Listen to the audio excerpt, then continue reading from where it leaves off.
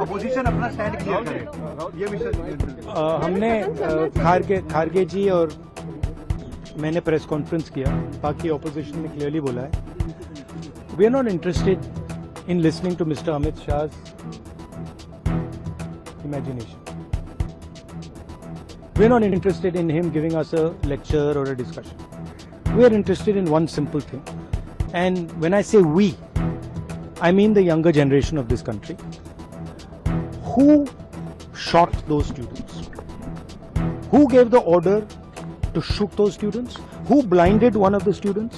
Who shot one of the students in the ear? Who gave the order to beat the students with lathis, with nails? Who gave that order? That order was implemented by the Home Ministry. Delhi Police and RAC are both Home Ministry systems. Did Mr. Amit Shah give this order to shoot our children? Or did he not? If he did, he should resign because he is culpable. And if he did not, he should resign because he is incompetent. Right this is अब आपने मुझसे सवाल पूछा, आप उनको interrupt करती हैं। नहीं जब वो बोलते हैं आप सुनिए जब वो बोलते हैं आप इंटरप्ट करती हैं। नहीं मेरा जवाब बोल दीजिए, आप इंटरप्ट करते हैं जब वो बोलते हैं, क्यों नहीं करते हैं? हमें इंटरप्ट करते हैं, हमें 24 घंटा इंटरप्ट करते हैं, मगर उनको कभी इंटरप्ट नहीं करते आप। उनमें क्या स्पेशल चीज है जो पूरा मीडिया चुप करके चूहे जैसे उसके सामने खड़ा हो जाता है?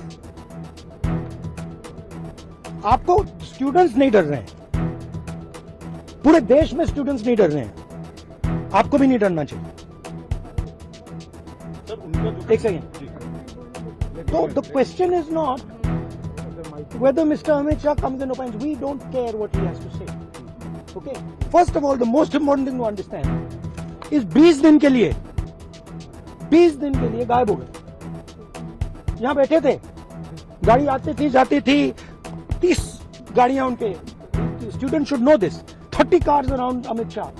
उनके घर के सामने जाइए, वहां पे मतलब 1000 पुलिस वाले खड़े हुए हैं कि कोई बच्चा ना आ जाए।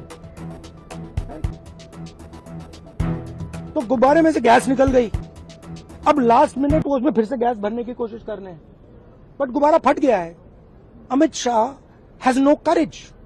The home minister of India has no courage. He can not come to the house. Thank you.